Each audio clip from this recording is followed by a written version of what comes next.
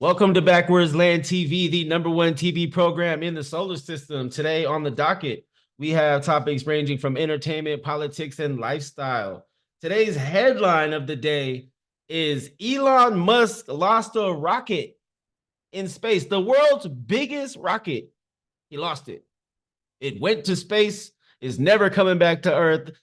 But he said that the purpose of the rocket was to find life on another planet. We could talk about that on another show. We are in the entire solar system. We have every planet we can talk about whenever we feel like talking about it. But that is the headline of the day. I'm not going to dive too much deep into it because I don't believe in space. I don't believe any rocket went to space. But that's for also a whole other show. The CIA did just release the proof of the firmament in the CIA documents on the CIA website. And I don't think you could send a rocket through the firmament. I believe water would come crashing down, aka the floodgates would come crashing down in the earth and drown us all. But yeah, okay, so let's get into politics real quick. It is voting season. I do have a guest for us on the show today who is the Manifesty Mama is an author, digital artist, podcast creator. We have her on the show later on, and we will get to her in a minute and have her weigh in on some topics and talk about some things she has for sale for the public. Now, here we go. We are going to dive right into politics. It is election season. I want to know, it's a repeat election as well. We have two candidates who've already ran against each other. I think Trump, this is his third time winning the nomination by a landslide, by the way. I didn't even see this guy debate, and I didn't see him debate, and he won that with ease by a lot. Everyone dropped out.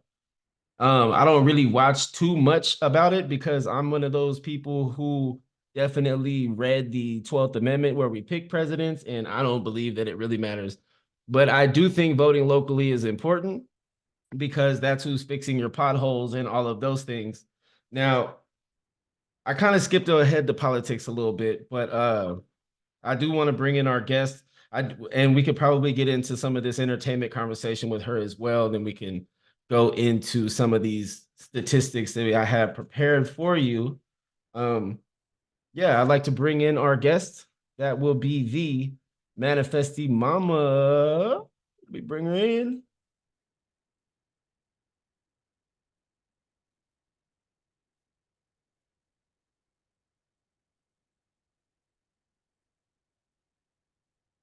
Welcome to Backwards Land TV, the Manifesting Mama podcast creator, author, digital artist. How are you? How are you feeling today? I'm feeling good. Thank you. Thank you for having me on the show. I appreciate this. This is fun. I'm feeling pretty good, pretty relaxed. It's Friday. It's raining outside here, and my daughter threw a tennis ball in my face a few days ago, so my eyes a little bit. So I'm natural. I'm feeling good, feeling in my, natural essence. So I'm excited to talk about some things here with you today. Yeah. Okay. We'll get into what you have in store for the public in a little while. But first, I want to get your take on the election season and the importance of voting. Do you vote for president?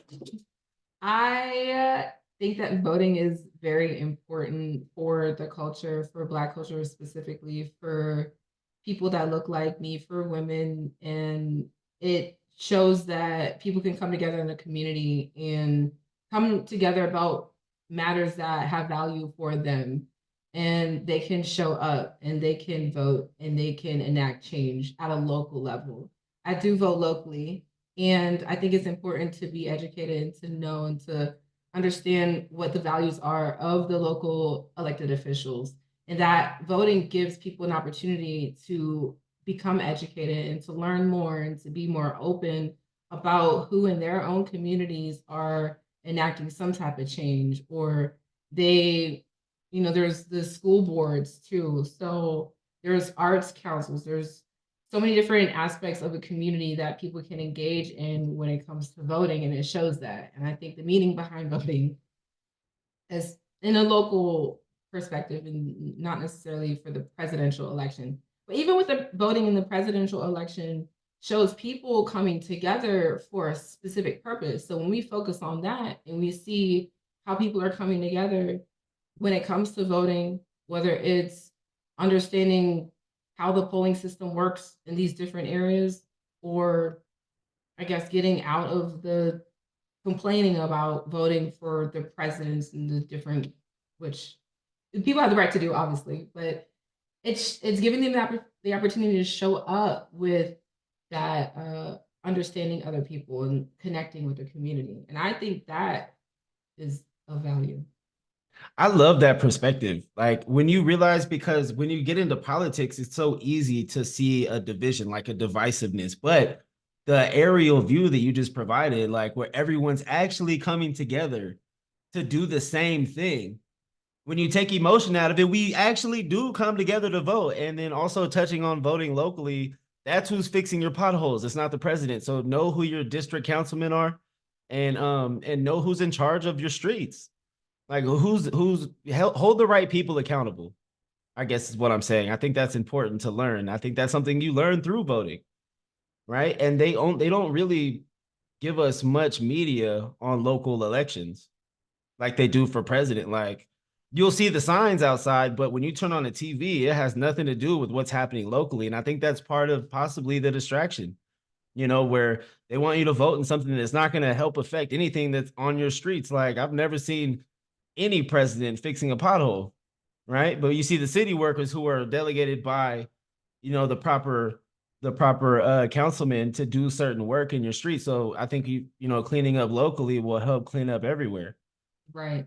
That's exactly it. It's so interesting because they don't cover the local elections much. And a lot of these elected officials have community forums, they have town halls, they have meetings. When you go outside, you see them campaigning and you see them out in the community and talking about things in their own specific districts and zones.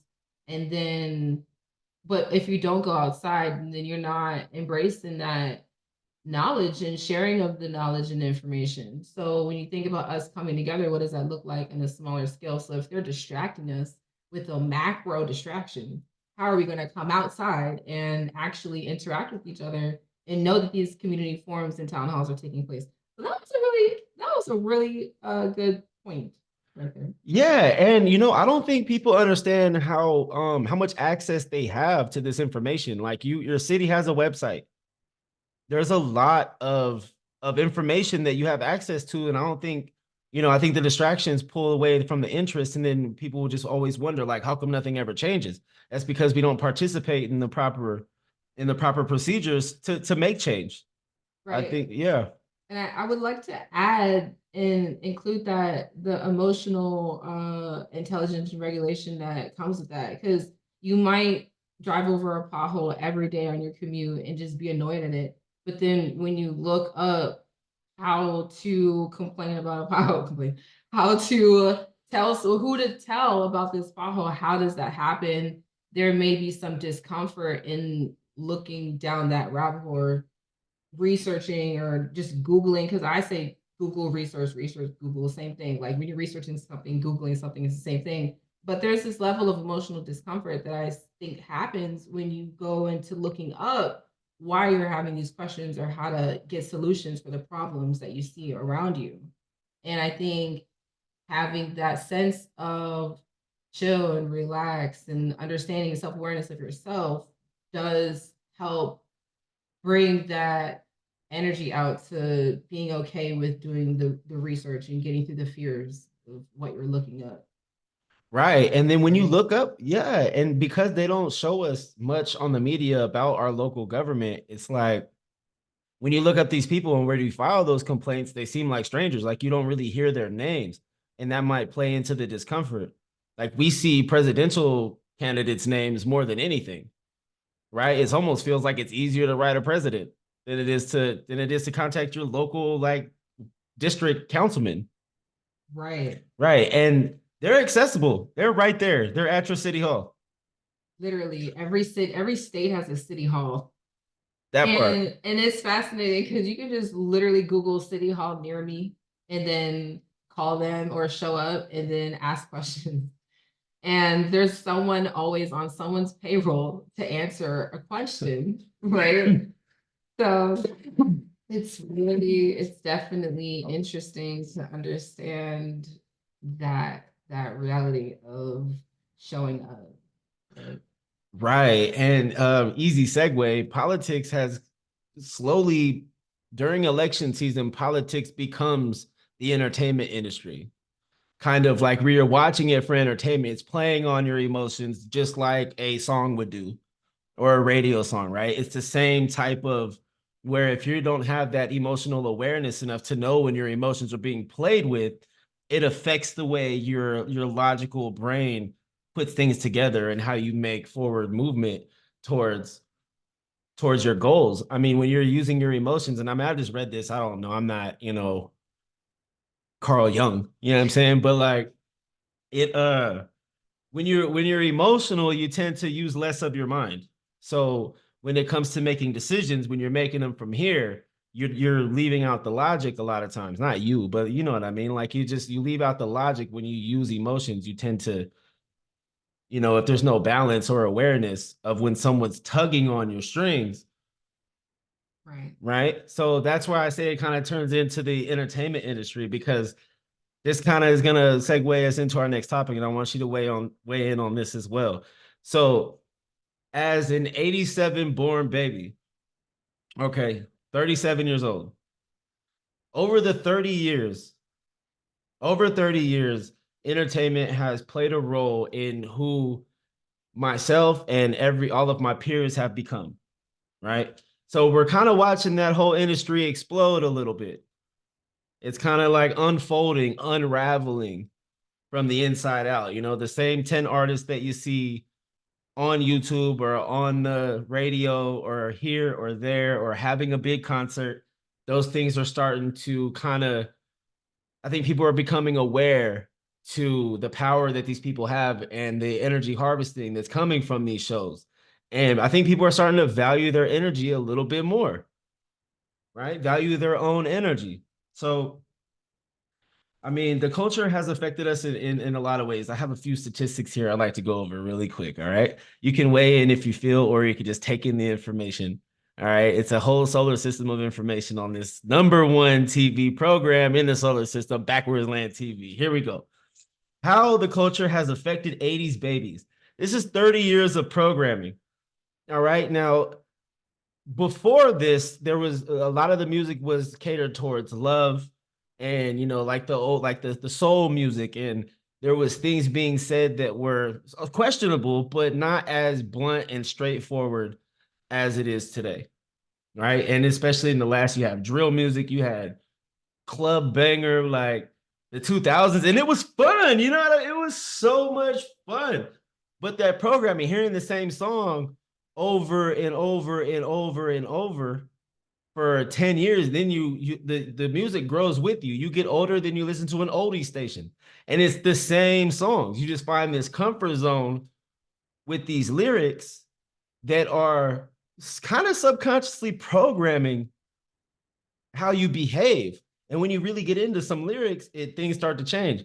When you get older, I start to turn into my mom a little bit. I blame the rap music for everything. Blame the rap music. One more time for the people. So look, look, in the year 2000, almost 1 million divorces occurred. Only 1 year after Back That Ass Up came out. All right. In 1990, for people ages 50 and over, there was an 8.7 divorce rate in the United States. By 2019, okay, we're talking about 29 years. All right. About 30 years, it's 36% now. Okay. So people who were together for a long time don't even want to stay together anymore. And I think that a lot of the pop culture that we grew up with is playing its toll. Everything is starting to kind of, like I said, it's starting to flip inside out. The earth we live in is a cycle. So you have periods of good times and you have periods of depression, and it just keeps cycling over and over and over. And I think it doesn't change until we really take control of ourselves, right? Because we don't even realize that it's happening, but we're looking to this entertainment industry for comfort, but they're telling us what to do. They're telling men to go out and fuck some other girl. They're telling husbands to step out. They're telling wives to step out. And it's breaking up the statistics are here. It has an effect on the household. And it really, when it has an effect on the household, the people that suffer the most are the youth. All right. And then they grow up with that type of trauma. And then it comes and then it comes and comes and then things get better and then it goes away again. And once you realize that everything happens on a cycle, it's kind of easy to see. Right. It's a really interesting when you start to ask yourself, how do you value your emotional regulation and how you value your home and your family? You should be able to look internally and find that answer, not to the TV or the radio. Right. I think, you know what, I would definitely like to chime in about this, because it makes you think about when you think about those questions, how do you value your family? How do you evaluate your how do you value your energy? How do you value your family? How do you value yourself and your time and self-awareness? I feel like for me in my early 20s and late teens, it was always memories and images of a pop culture reference that I had seen. And it was a pop culture reference that probably started with a rap song, or a pop culture reference in the same industry, whether it was Hollywood or the rap industry, right? Specifically talking about that. So so yes, it's definitely, I think now in this time though, with all of these things coming up into the surface, onto the surface, that have been hidden for 30 years, or people in that 30-year time frame weren't talking about it openly, just permitting it, allowing people to do what they were doing, or the marketing to be how it was, and the programs to keep on the cycle. That awareness to that, I think people are knowing, okay, this isn't who I am. Who am I? And it's okay to ask that question now. And a lot of these questions that some of these conspiracy theorists were asking themselves, or the truths that people were saying about their stories, especially a lot of the women in that rap industry in the 90s and early 2000s, and the things that they were saying, but they were being hush hush. Their stories and truth was being pushed under the rug. And now it's okay for their stories to be heard. And I think people are still, while that's happening, asking themselves, who am I? Without the pop culture references, without that emotional attachment to these artists and these musicians, right? It's really interesting to talk about. It's really interesting to think about. And I think even the fact that I'm an optimist, right? So even the fact that people are asking themselves, who am I? And becoming more self aware and understanding that they can care for themselves and be cared for without being in someone else's cycle or someone else's program, or attached to, and their awareness and their attention is being pulled and grabbed on and taken from them via music or the TV, right? The fact that they're even aware of that, I think is powerful. And it just shows the power of who we are as people, regardless of what we look like, right? We have that human power. So it's definitely something to talk about. Absolutely. Absolutely.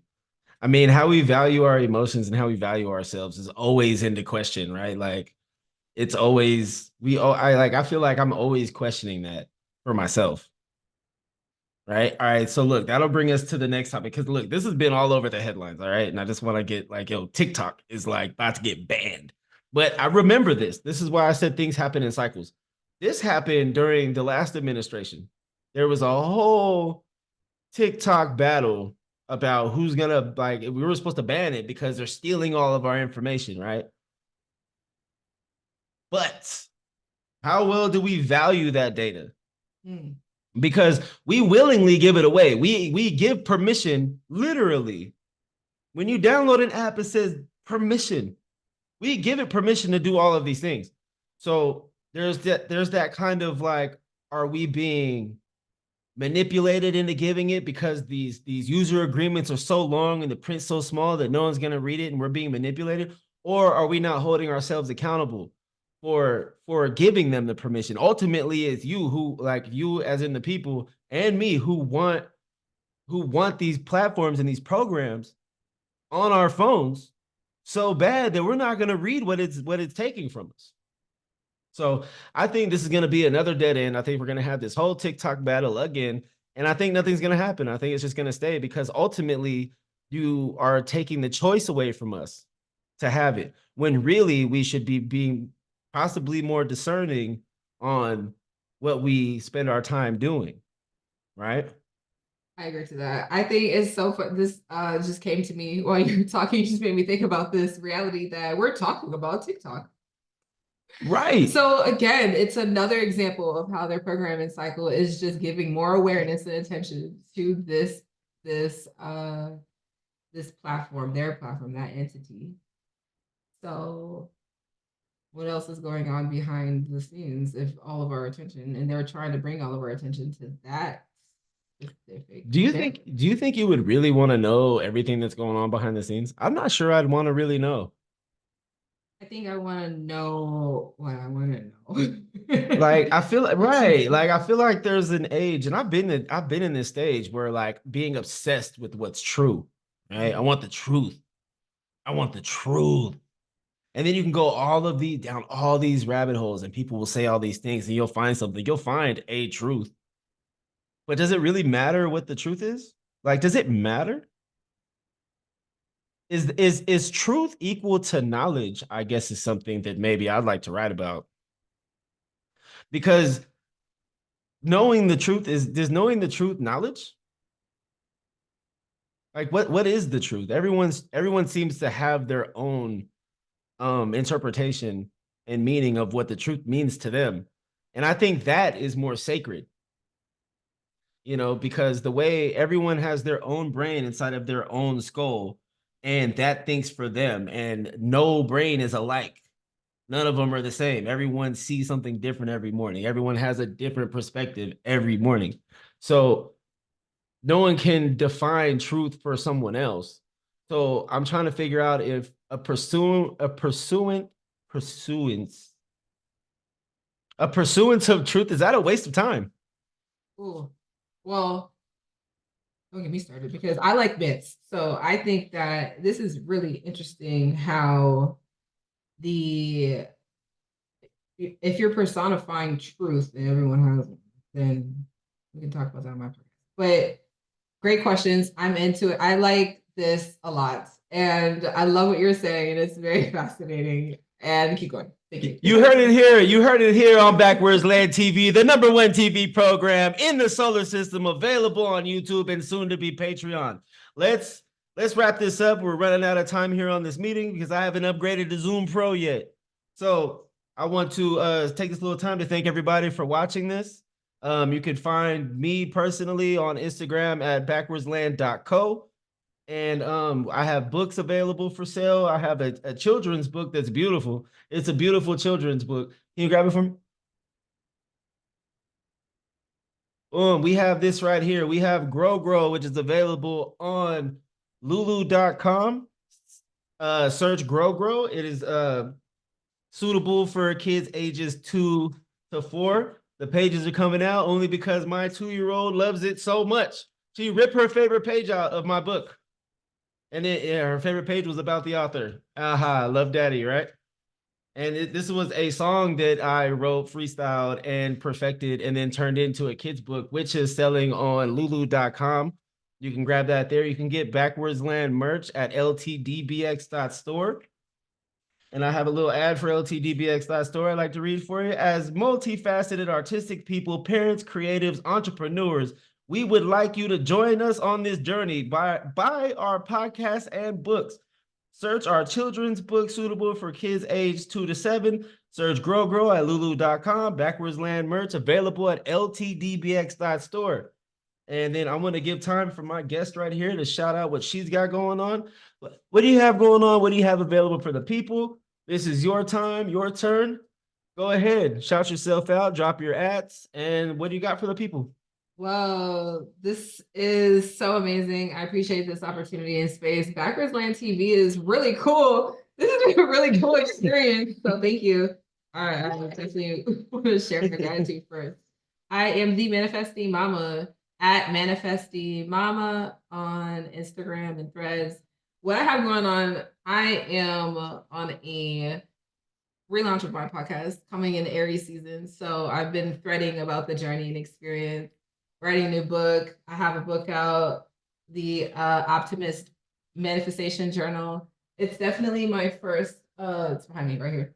Yeah, so it's my first, well, I think it's like my third published book, but this one is really cool. It's a framework for the books that I have to come for the manifestation scene. And this is what I love to do. And I've taken a big leap of faith with unplugging myself from my 9 to 5 and being a full-time creator and digital artist. So I have a free ebook online, Shadow Work Faith Journal. It's free at Manifesty Mama. Find me on Threads. It's exciting. Thank you. Absolutely. Thank you all for joining. This is Backwards Land TV, the #1 TV program in the solar system.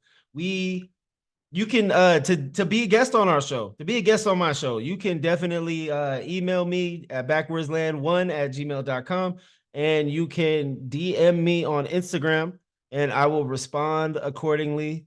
There's no topic I won't talk about. I'm open to anything, and I would love to sit down with some people and have some conversations about what they feel about what's going on in the world right now, in their world. Let's get into someone else's truth a little bit. Let's dive in.